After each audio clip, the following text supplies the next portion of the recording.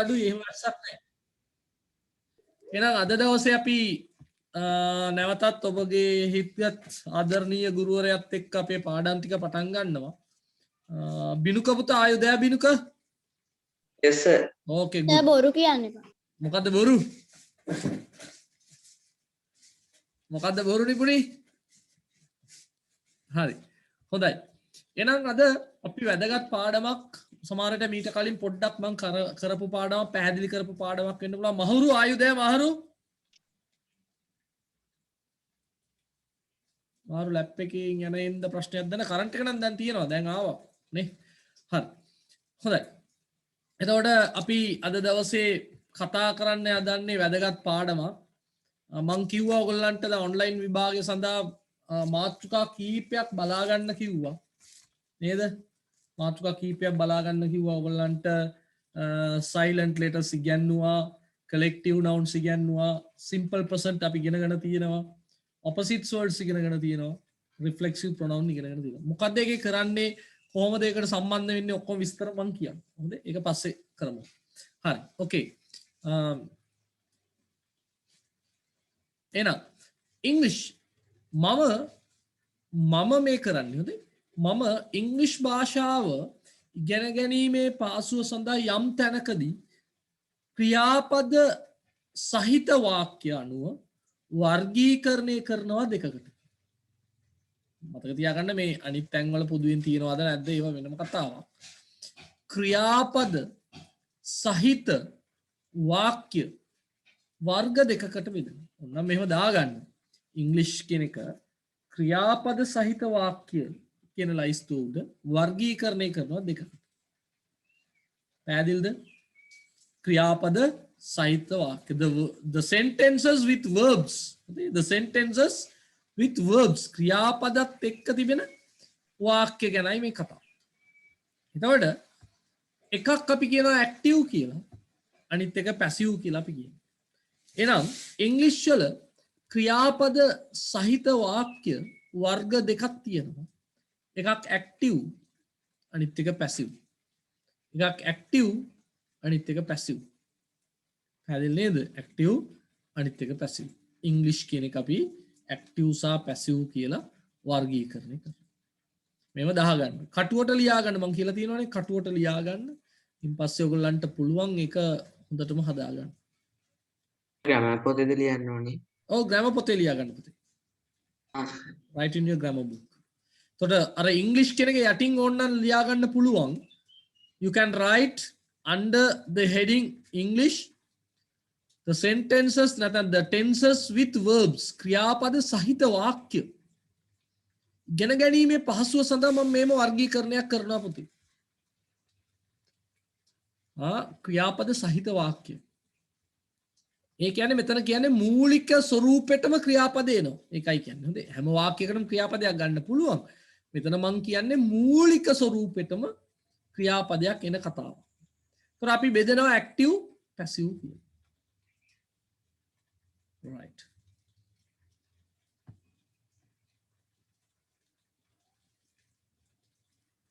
හරි. ඉංග්‍රීසි බෙදුවා active passive කියලා.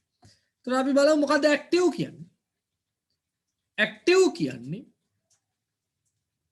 අපි සටහන් කීපයක් ලියනවා. එකක් අපි කියනවා කර්තෘකාරක වාක්‍යයක්. කර්තෘකාරක වාක්‍යයක්. අර උඩ වගුවේම ලිව්වත් කමන්න දෙපැත්තට. ඇක්ටිව් වල වාක්‍ය රටා 12ක් තියෙනවා. ඇක්ටිව් වල වාක්‍ය රටා දැන් අද විභාග පේපර් එක මම සාකච්ඡා කරන්න ඒක ඊළඟ සතියේට තියා ගන්නවා. අද මේ වැඩේ කරලා ඉමු අපි. ඇක්ටිව් කර්තෘකාරක වාක්‍ය රටා 12ක් සර් මොනාහරි ලියා ගන්න දුන්නද? මේ දෙන්නේ ඒවා තමයි පුතේ. ඇක්ටිව් කියලා මාතෘකාව ලියලා ලියන්න ඇක්ටිව් කියන එකේ විස්තරය. කර්තෘකාරක වාක්‍ය වැඩේ කරන කෙනෙක් ඉන්නවා. කර්තෘ කියන්නේ වැඩේ කරන කෙනා. වරාන් තුල ඕනනම් දාගන්න. වැඩේ කරන කෙනා ක්‍රියාව කරන්නා කියලා දාගන්න. කර්තෘ කියන එකට වරාන් තුල දාගන්න. ක්‍රියාව කරන්න පැහැදිලිව ලියාගන්න. ඊළඟට වාක්‍ය රටා 12යි.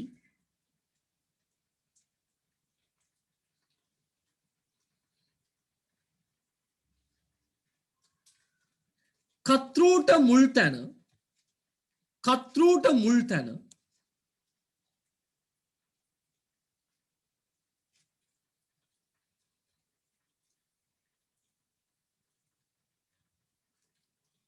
කතෘට මුල් තැන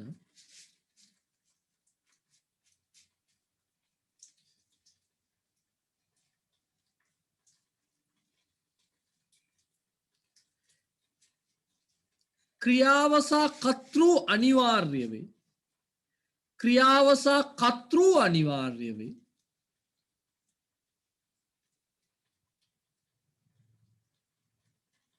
සාමතේට කියනවද? මම කියන්න.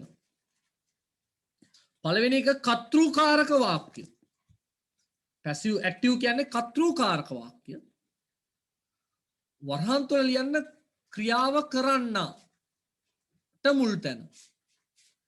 ක්‍රියාව කරන්නාට මුල් තැන. එහෙම නෙවෙයි. මොකද්ද ලිව්වේ? කතෘකාරක වාක්‍යයක් වෙයි. එහෙම ලිව්වේ කලින්. මතක නැහැ ඒක.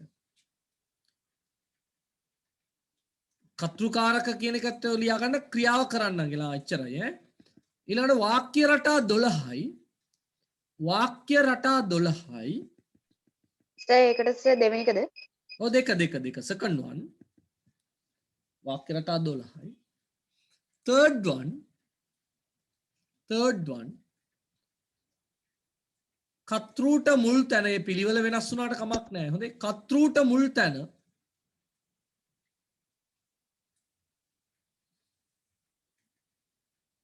කතෘසා ක්‍රියාව අනිවාර්ය වේ. කතෘසා ක්‍රියාව අනිවාර්ය වේ. ඒ දෙන්න නැතුව වාක්‍යයක් හදන්න බෑ අපිට.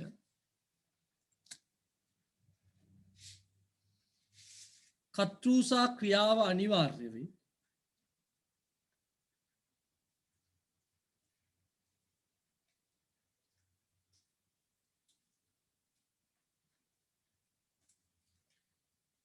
ඊළඟට වැදගත් කාරණයක් පුතේ. ක්‍රියාපද වර්ග පහෙන් පහම භාවිතාවේ කියලා ලියන්න මොකද්ද කියලා මම කියන්නම්. ක්‍රියාපද වර්ග පහෙන් පහම භාවිතාවේ. ක්‍රියාපද වර්ග පහෙන් පහම භාවිතාවේ. ඒ මොකද්ද කියලා මම කියන්නම්. වැඩි කියව ගන්න එක සරයක්. ඇක්ටිව් කියන්නේ කතෘකාරක වාක්‍යයක් කියලා සිංහලෙන් කියනවා අපි. වාක්‍ය රටා 12ක් තියෙනවා. මේ වාක්‍යවල මුල් තැන දෙන්නේ ඉම්පෝර්ටන්ස් දෙන්නේ for the subject. කතෘට මුල් තැන දෙනවා. කතෘසා ක්‍රියාව අනිවාර්ය වේ. compulsory දෙන්න. subject and verb should be there.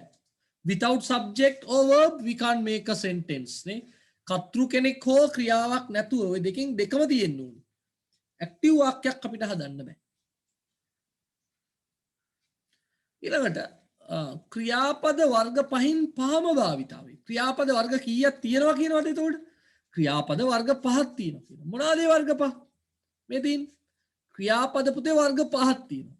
මම ඊට කලිනුත් කියලා දීලා තියෙනවා. base form, singular verb, past verb, present participle, past participle. මෙහෙම වර්ග පහක් තියෙනවා ක්‍රියාපදවල. ක්‍රියාපදවල වර්ග පහක් තියෙනවා. තොර ඔයගොල්ලන්ට පුළුවන් යට ඉනම් පහළ ඉනම් බැලුවොත් past participle, present participle, past verb කියන ඒවා හැමෝත් එක්කම පාවිච්චි වෙනවා. පුද්ගල ભેදයක් නැහැ මතක තියාගන්න. present participle, past participle, past verb කියන ඒවා පුද්ගල ભેදයකින් තොරව හරියට කැප් එක වගේ ඕනි කෙනෙකුට ඇඳ දා ගන්න පුළුවන්. කැප් දාන්න පුළුවන් ගෑනු පිරිමි ළමයි කියලා ප්‍රශ්නයක් නැහැ. ඕනි කෙනෙක් දාන්න පුළුවන් ඒ වගේ. ભેදයක් නැහැ. හරි.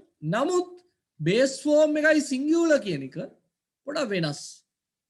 base form කියන එක ක්‍රියාපදයේ මුල් ස්වරූපය හැටියටයි සලකන්නේ. singular කියන එක ක්‍රියාපදයේ මුල් ස්වරූපයට s එකතු කරපේක. ඔයගොල්ලන්ට මතක ඇති අද දවසේ මම තවඩ පැහැදිලි කරන්න. පාවිච්චි කරන කට්ටිය වෙනස්. බලන්න I we you they plural, he she it singular කියලා පාවිච්චි. මේ ක්‍රියාපද වර්ග පහම ඇක්ටිව් වල පාවිච්චි වෙනවා. ඒක මතක තියාගන්න හොඳට. මේ ක්‍රියාපද වර්ග පහම ඇක්ටිව් වල පාවිච්චි වෙනවා. උදාහරණයක් කිව්වොත් අර තියෙන write, writes, wrote, writing, written. මේ හැම වර්ගයක්ම ඇක්ටිව් වල භාවිතා වෙනවා. දැන් පැහැදිලිනේ. ඇක්ටිව් වාක්‍ය වල තියෙන ලක්ෂණ ෆීචර්ස් කියන්න පුළුවන් අපිට. මොකද්ද ඇක්ටිව් වල තියෙන ෆීචර්ස් අපි කතා කළොත් දැන් බලාගන්න හිටියේ තෂිනි කියන්නේ ඇක්ටිව් වල තියෙන ගුණාංග තෂිනි මට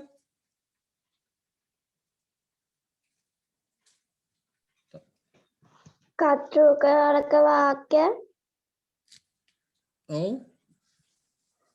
වාක්‍ය රටා 12 කර්තෘට මුල් තැන කර්තෘ සහ ක්‍රියාව අනිවාර්ය වේ ක්‍රියාපද වර්ග පහෙන් පහම භාවිතා වේ. හරි මේ තියෙන්නේ ක්‍රියාපද පහ. වර්ග පහම භාවිතා වේ. ඔව් මේ ක්‍රියාපද වර්ග පහ වාක්‍ය රටා කීයක් තියෙනවද කොහොමද 12ක් තියෙනවා. ඒ 12න් කොහේ හරි පාවිච්චි වෙනවා. මතක තියාගන්න. ඒවා පස්සේ ඉගෙන ගමු අපි. ඒ වාක්‍ය රටා 12න් කොහේ හරි පාවිච්චි වෙනවා. ටක් ගාලා ලියා ගන්නවද මේ ටික එන ක්වික්. ඔය ටික ලියා ගන්න ඕනද? ඔය ටික ලියා ගන්න පුතේ. ක්‍රියාපද වර්ග පහ. සර් ඔව් සර් ටෙස්ට් එකට කන්ජක්ෂන් තියෙනවද? නෑ.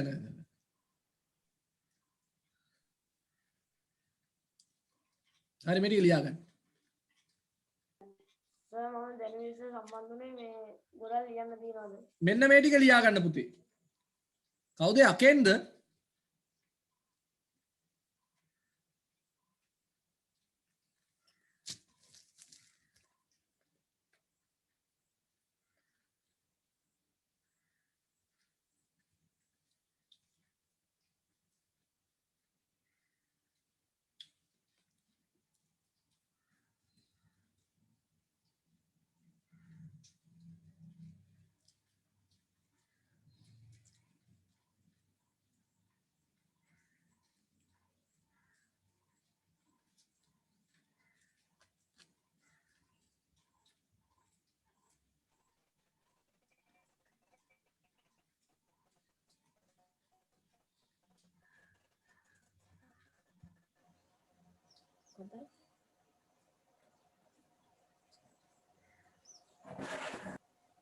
අනේ මේකෙන් අන්නනේ මොකද මේ?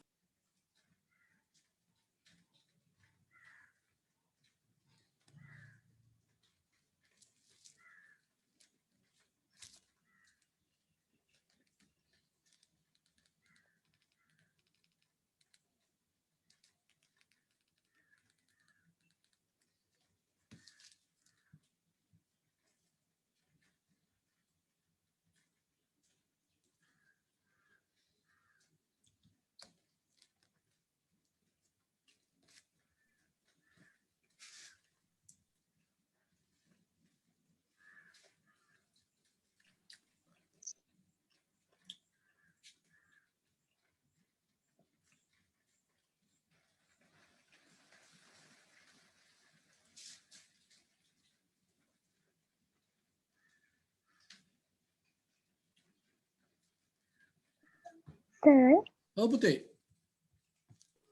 ඔය රයිට්ස් කියන ටික ලියන්න ඕනිද? ඔව් උදාහරණ ලියා ගන්න. උදාහරණයකුත් ලියා ගන්න. එතකොට හොඳයිනේ. මොකද්ද? IVU දෙක ටිකක් ලියන්න ඕන. ඔව් ඒ ටිකක් දාගන්න පුතේ. එතකොට හොඳයිනේ.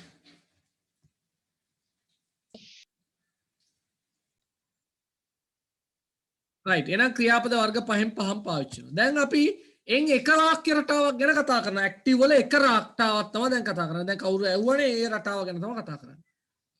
ඇක්ටිව් වල අපි කතා කරන්නේ එකක් දිහා විතරක් බලන සිම්පල් ප්‍රසන්ට්. අපි ඇත්තටම ඉගෙන ගන්නේ මේ ඇක්ටිව් නෙමෙයි පුතේ අද දවසේ පැසිව්. මම මේකට මුල පුරන්න හදන්නේ. හරිනේ? ඇක්ටිව් වලට මුල පුරන්න හදන්නේ. ඒතකොට ඇක්ටිව් කිව්වම සිම්පල් ප්‍රසන්ට් කියන්නේ එක වාක්‍ය රටාවක් විතරයි. වාක්‍ය රටා කීයක් තියෙනවද ඔක්කොම? 12ක් තියෙනවා. ඒ 12න් එකක් ගැන තමයි මම මේ කතා කරන්නේ. ඒතකොට එකක් තමයි සිම්පල් ප්‍රසන්ට් කියන එක. සිම්පල් ප්‍රසන්ට් එකේ පුතේ ක්‍රියාපද වර්ග දෙකක් පාවිච්චි කරනවා. සිම්පල් ප්‍රසන්ට් එක අස්සෙත් ක්‍රියාපද වර්ග දෙකක් පාවිච්චි කරනවා. ඒක මාර වැඩක් නේ. එක වාක්‍ය රටාවක් නමුත් ක්‍රියාපද කීයක් තියෙනවද? දෙකක් තියෙනවා. මොකද්ද ක්‍රියාපද වර්ග පහ මතකද? base form, singular, past verb, present participle, past participle නේ. ඒ වර්ග පහෙන් දෙන්නෙක්ම මෙතන පාවිච්චි කරනවා. එක්කෙනේ base form අනිත් එක්කෙනා singular. මොන වාක්‍ය රටාවේද පොතේ පාවිච්චි වෙන්නේ? simple present. දැන් තේරුම් ගන්න හොඳට simple present කියන එක වාක්‍ය රටාවෙන්ම ක්‍රියාපද දෙකක් පාවිච්චි කරනවා. තේරුණානේ?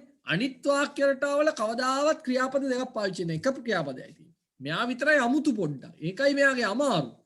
simple present කියන එක න ඇතුලේ ක්‍රියාපද දෙකක් තියෙනවා. එකක් අපි කියනවා base form කියලා, අනිත් එක singular කියලා. singular ඔව්. මොකද්ද base form එකයි singular එක අතර තියෙන වෙනස?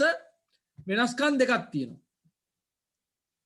sorry මේ ටික අන්න subject verb object ඇටියට තමයි එන්නේ. base form එකයි singular එකයි අතර තියෙන වෙනස මතක තියාගන්න.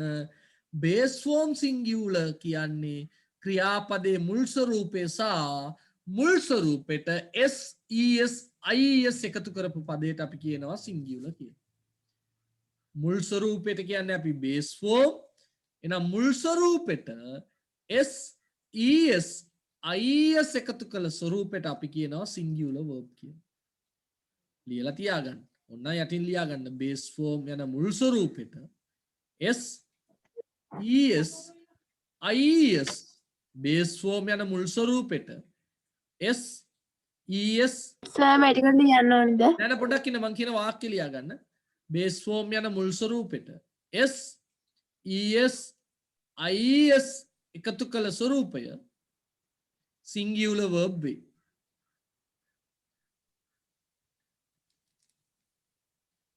සර් මට ටිකක් කියනද? සර් පොඩ්ඩක් එකයි කියන්නකෝ. base form යන මුල් ස්වරූපෙට base form යන මුල් ස්වරූපෙට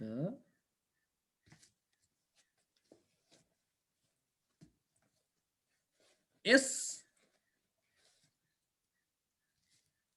es ies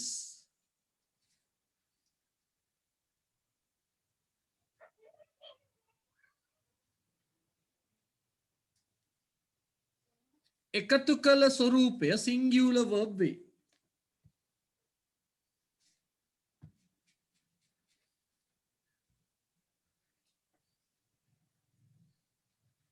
දැන් බලන්න එකතු කළ ස්වරූපය singular verb වේ. දැන් බලන්න ආපහු simple present කියන එක. පුතේ මේකේ simple presents කියලා s අකුරක් දාලා තිනේ. ඒක අයින් කරන්න මට ඒක අයින් කරන්න බැරි වෙලා simple present විතරයි s අකුරක් නෑ හොඳේ. simple present විතරයි. ඒක අයින් කරන්න don't forget. දැම්ම තියනවා නම් කපලා දාන්න. හරි. ක්‍රියාපද දෙක කීයක් පාවිච්චි කරනවද? දෙකක්. 2. there are two verbs in one sentence. අමුතුයිනේ. අමුතුයි ටිකක්.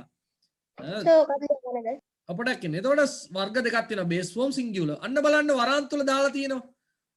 කාත් එක්කද පාවිච්චි කරන්න ඕනේ? I we you they plural එක්ක base form එකයි.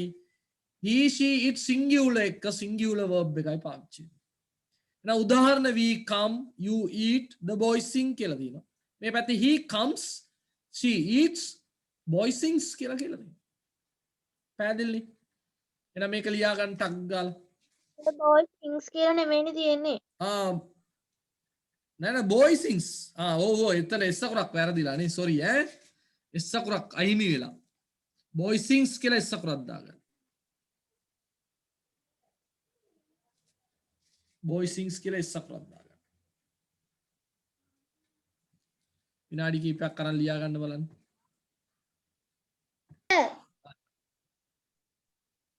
හොඳයි. එහෙනම් simple present කෙනෙක් පැහැදිලි මේවා වරාන්තුව ලියා ගන්න යටින් පුරුද්දක් ලෙස සැමදා කරන ක්‍රියාවන්. පුරුද්දක් ලෙස හෝ සැමදා කරන ක්‍රියාවන් ලියා ගන්න. පුරුද්දක් ලෙස හෝ සැමදා කරන ක්‍රියාවන්. තමයි simple present කියන්නේ. මෙතන boy sings වෙන්න ඕනේ එකත් අමතක කරන්න එපා. සර් යටින් ලියා ගන්න ඕනේ. ඔව් යටින් ලියා ගන්න. පුරුද්දක් ලෙස හෝ සැමදා කරන ක්‍රියාවන්. හරි හොඳයි. අපි පොඩ ඉක්මන් කරලා බලමු. තව විනාඩි 10ක් තියෙනවා. එතකොට බලන්න මේ උදාහරණ පේනව නේද? we නම් speak. we speaks වෙන්න පුළුවන්ද? බෑ නේද පුතේ? he නම් sings. පේනවනේ he නම් sings. you නම් play. she නම් teachers කියලා es එකතු කරලා තියෙනවා. පැහැදිලිනේ? එහෙනම් කාත් එක්කද කියන එක මතක තියාගන්න. I we you they කියන එක plural බහුවචනත් එක්ක ක්‍රියාපදයේ සකුරක් නැතුව ලියනවා. he she it singular ඒක වචනත් එක්ක නිමල් කමල් මාලා සීතා කිව්වම මොකද්ද අපි කරන්නේ? s සකුරක් දාන්න. පැහැදිලිනේ? මොනාරි ගැටලුවක් තිබුණොත් අහන්න. දැන් බලන්න we නම් speak, he නම් sing නෙවෙයි sings, you නම් play, she නම් teachers. අද ලකුණු 5කට හම්බ වෙනවා මේ වැඩක්. හොඳේ? එකක් හදුවත් ලකුණු 5.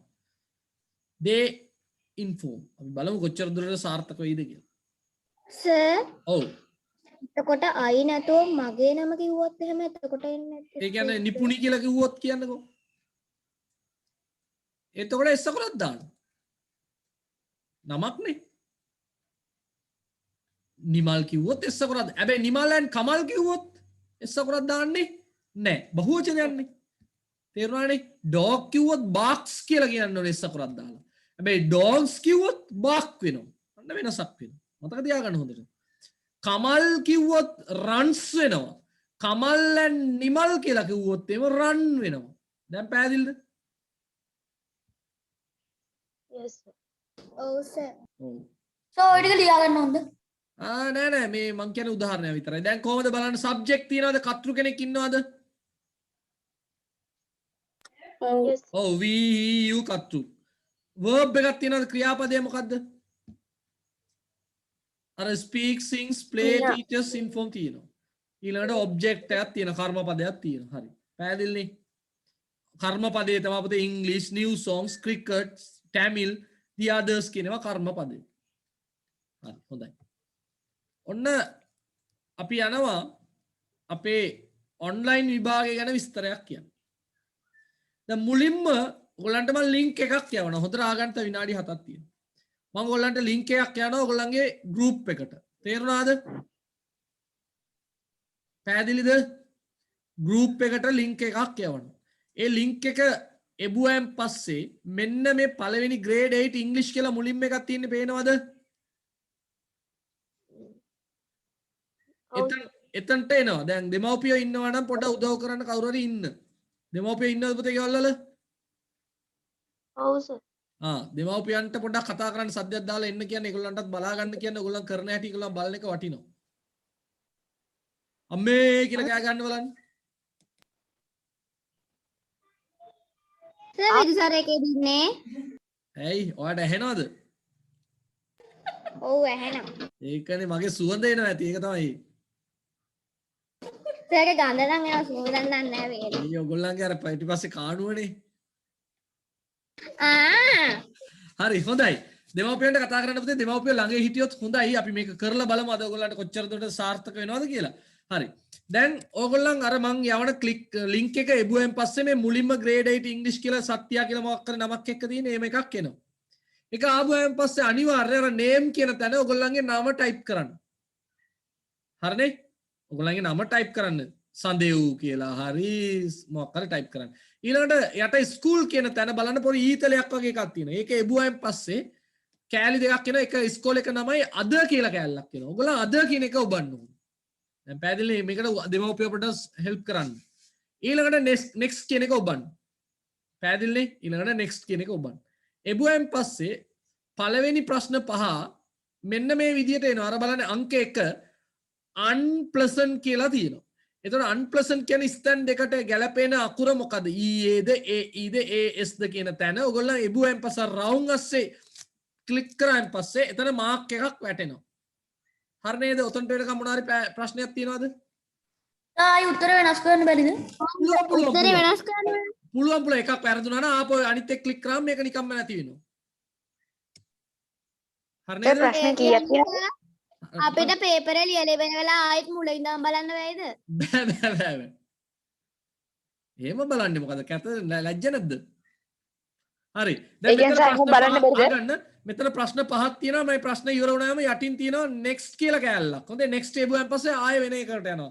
මං කියවනේ ස්පෙලිං තියෙනවා සයිලන්ට් ලෙටර්ස් තියෙනවා කලෙක්ටිව් නවුන්ස් තියෙනවා සිම්පල් ප්‍රසන්ට් තියෙනවා ඔපොසිට් වර්ඩ්ස් තියෙනවා රිෆ්ලෙක්සිව් තියෙනවා මේවා එක එක විකාර තියෙනවා එතකොට නෙක්ස්ට් ඔබන්න ඒවා ප්‍රශ්න පහ එයි හරි නේද ඊළඟට මෙන්න මේම එකක් එයි හරි බැක් කියන එකට පස්සේ සබ්මිට් කියලා එකක් එයි ඔය සබ්මිට් කියන එක ඔබන්න ඕනේ ඔයගොල්ලෝ පැහැදිලි නේද සබ්මිට් කියන එක අන්තිමට එන්නේ සබ්මිට් එබුවෙන් පස්සේ මෙන්න මේම තිරයක් එනවා ඒ තිරේ එනවා view score කියලා එකක් බලා ගන්න view score ලකුණු බලන්න කියලා ඒ වෙලේම ඔයගොල්ලන්ගේ ලකුණු කීයද කියන එක එනවා ඒ ලකුණු කීයද කියලා ආපු එක ඔයගොල්ලන් ෆොටෝ එකක් අරගන්න හරිද මම ගෲප් එක විවෘත කරනවා ගෲප් එකට ඔයගොල්ලන්ගේ ෆොටෝ එක දාන්න ඔයගොල්ලන් ගත්ත නමත් එක්ක වැටෙයි හරි මුලින්ම දින දාන හරියට ඔක්කොම 100%ක්ම හරි ගිය එක්කෙනා දිනු අපි බලමු ජයමගින්ද විදුසරෙන්ද එක වෙන්නේ කියලා අපි බලමු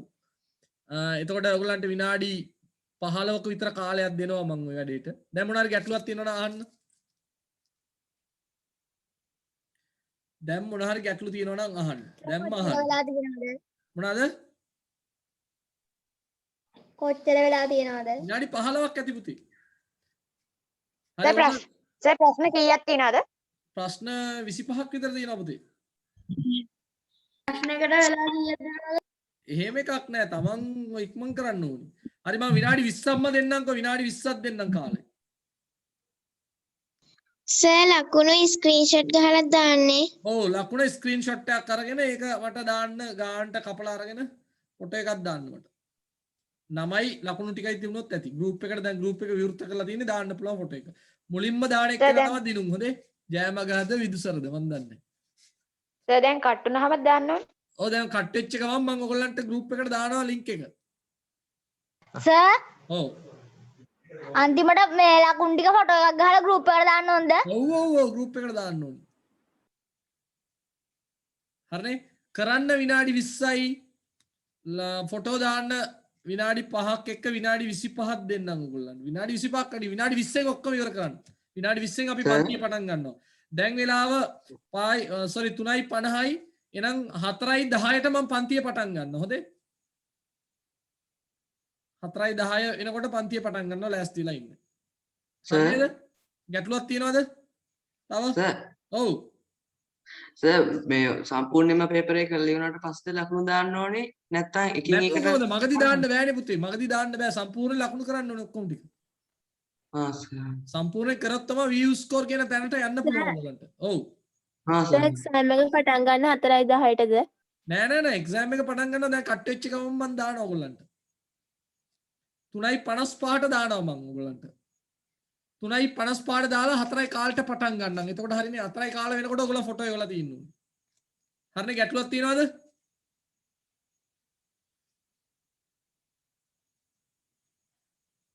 මොකද සද්ද බද්ද නැත්තේ කවුරුත්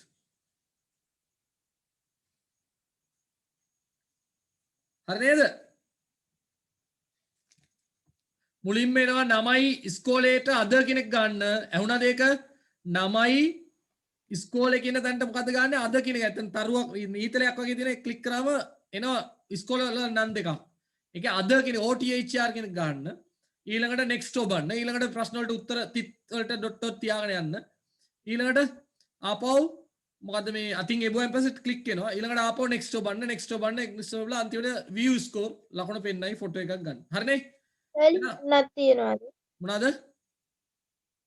ලියන්න ලියන්න නෑ මොකුත් ලියන්න නෑ ටච් කරන්න විතරයි තියෙන්නේ ටච් කරන්න විතරයි රවුන්ඩ් අස්සේ ටච් කරන්න හරිනේ දැන් කට් වෙයි එන ඔන්න දැම්මා ගෲප් එකට දැන් ගෲප් එක ගාවට දුවන්න